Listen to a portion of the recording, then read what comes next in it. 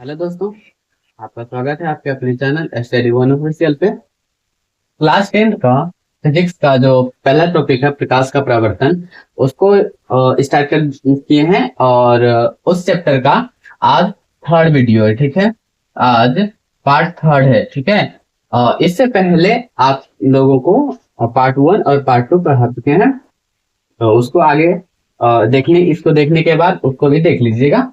आपको पूरी तरह से आगे इसी तरह आगे और पार्ट बाय पार्ट करके वीडियो आता रहेगा। सबसे पहले देखिए प्रकाशीय माध्यम क्या। प्रकाशीय माध्यम क्या हो? जिस भी माध्यम से प्रकाश हमारी आंखों तक पहुंचती है उसे हम प्रकाशीय माध्यम कहेंगे। देख लीजिए डेफिनेशन इसका क्या है। वह क्षेत्र जिससे होकर वस्तु, है ना, जिससे होकर प्रकाश वस्तु से निकलकर हमारी आंख तक पहुंचती है ना, प्रकाशीय माध्यम कहलाता है। क्या बताएं? कोई वस्तु, जैसे देख लीजिए ये वस्तु है और इससे जो प्रकाश पड़ा है, इस पे सूर्य का प्रकाश, तो ये प्रकाश हमारी आंखों तक पहुंची है, उसके लिए कोई ना कोई माध्यम की आवश्यकता पड़ती है। तो देखिए इसके बीच में जो माध्यम हो सकते हैं एक दो एग्जांपल बता देते हैं। जैसे देखिए, जैसे कि हवा हो गया, है ना, तो वस्तु और हमारी आंखों के मध्य हवा एक माध्यम हो सकती है। ठीक है, दूसरा देखिए जल, और तीसरा कांच।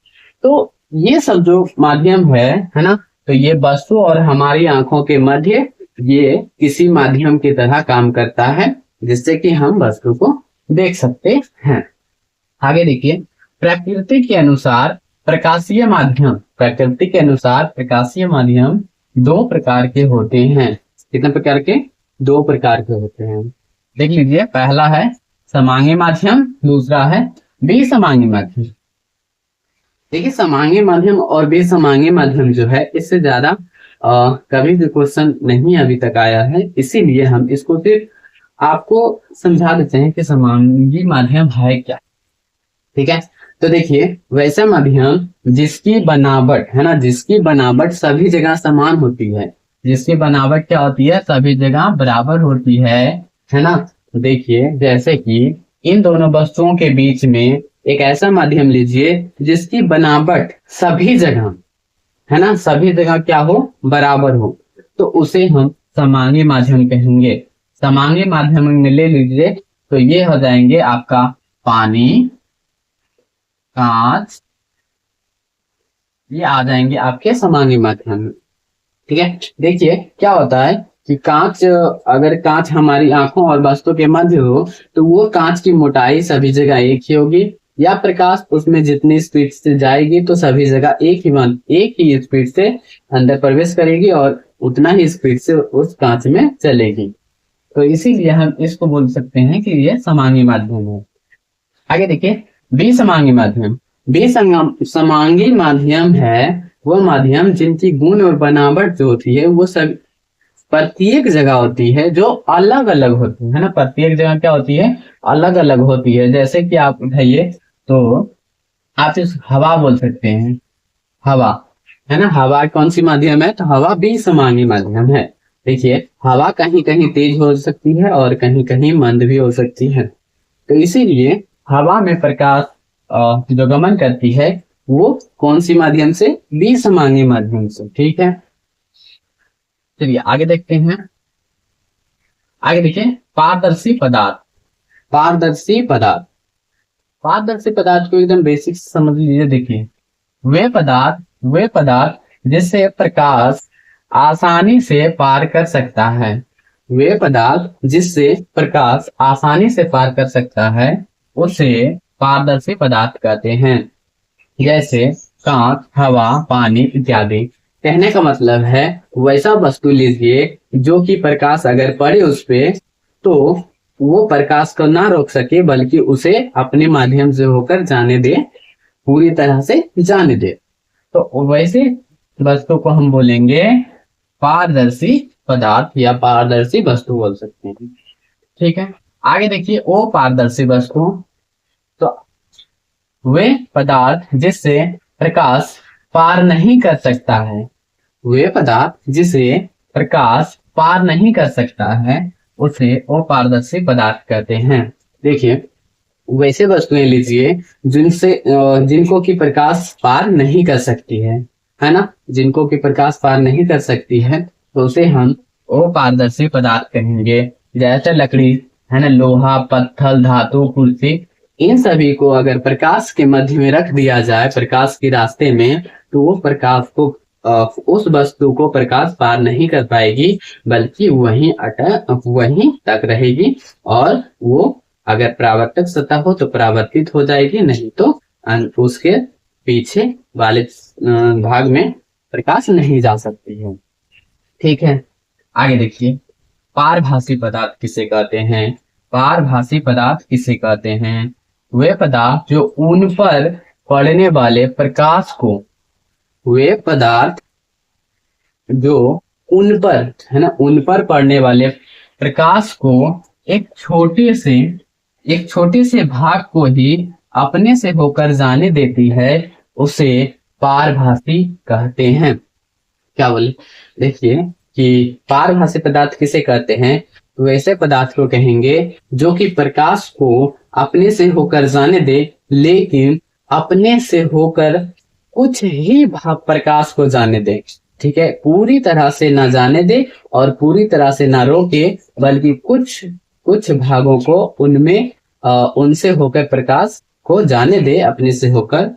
वैसे वस्तुओं को हम पारभासी पदार्थ कहेंगे।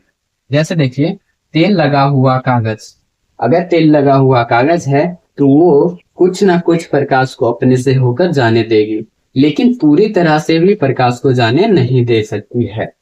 ठीक है, आगे देखिए, दूध में भी थोड़ा थोड़ा लाइट जाती है, लेकिन पूर्णतः लाइट नहीं जाती है। हल्का बादल, घिसा हुआ कांच। देखिए, पारभासी पदार्थ का जो सबसे अच्छा एग्जाम्पल है वो है घिसा हुआ कांच। आप कांच को लीजिए, और अगर कांच पूरी तरह से साफ, पूरी तरह क्लीन है, साफ है, तो उसे हम पारदर्शी पदार्थ में रखेंगे। ठीक है, लेकिन अगर वो कांच घिसा हुआ हो तो हम उसे पारभासी पदार्थ कहेंगे। ठीक है, देखिए आगे देखिए कि परावर्तक सतह क्या होता है। परावर्तक सतह क्या होता है? देखिए, प्रकाश जिस सतह से टकराकर अपनी ही दिशा में लौट जाती है ना, उस सतह को परावर्तक सतह कहते हैं।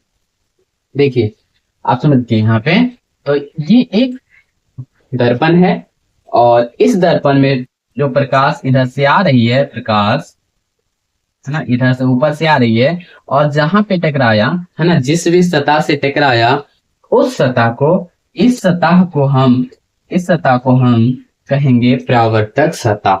ठीक है, तो ये जो ऊपर वाला भाग है, ऊपर से प्रकाश आ रही है और यहाँ टकराने के बाद फिर प्रकाश अपनी दिशा में लौट गई, तो इसी सतह को हम बोलेंगे, इसी सतह को पूरे सतह को बोल सकते हैं कि ये परावर्तक सतह है। ठीक है, आगे देखिए, सबसे अच्छा परावर्तक सतह चांदी होता है।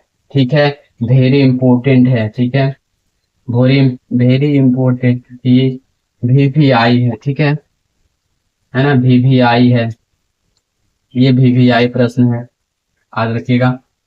सबसे अच्छा परावर्तक सतह चांदी है, ये एग्जाम में पूछा गया सवाल है ना, हर एक एग्जाम में पूछा जाता है। सबसे अच्छा परावर्तक सतह चांदी होता है या चांदी है।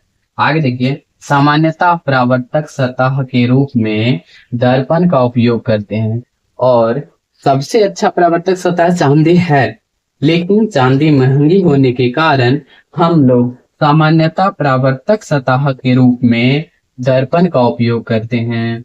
ठीक है, दर्पण का उपयोग करते हैं। चलिए आगे देखिए, परावर्तक सतह के अनुसार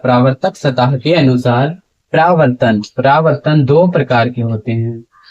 देखिए, इस परावर्तक सतह है ना, इस परावर्तक सतह के अनुसार, ये परावर्तक सतह के अनुसार, ठीक है, ये परावर्तक सतह के अनुसार परावर्तन जो होता है वो दो प्रकार से होता है। देखिए, एक नियमित परावर्तन, दूसरा अनियमित परावर्तन। ठीक है। याद रखिएगा, परावर्तक सतह के अनुसार परावर्तन दो तरह से होते हैं, नियमित परावर्तन, अनियमित परावर्तन। ठीक है, आगे देखिए कि अगर आपको वीडियो अच्छा लगे हो तो एक लाइक जरूर कर दीजिएगा, और साथ में साथ इसी तरह के वीडियो देखने के लिए चैनल को सब्सक्राइब कीजिए। और फिजिक्स का जो पूरा टॉपिक है वो पूरी आसानी तरीके से समझने के लिए, है ना, फिजिक्स का जो टॉपिक है उसको पूरी तरह से समझने के लिए हम इस सीरीज को स्टार्ट किए हैं पार्ट बाय पार्ट करके। ठीक है, और ये पार्ट 3rd वीडियो है, और इससे पहले भी पार्ट 1 और पार्ट 2 का वीडियो अपलोड कर दिए हैं, और इसे भी जाकर देख लीजिएगा।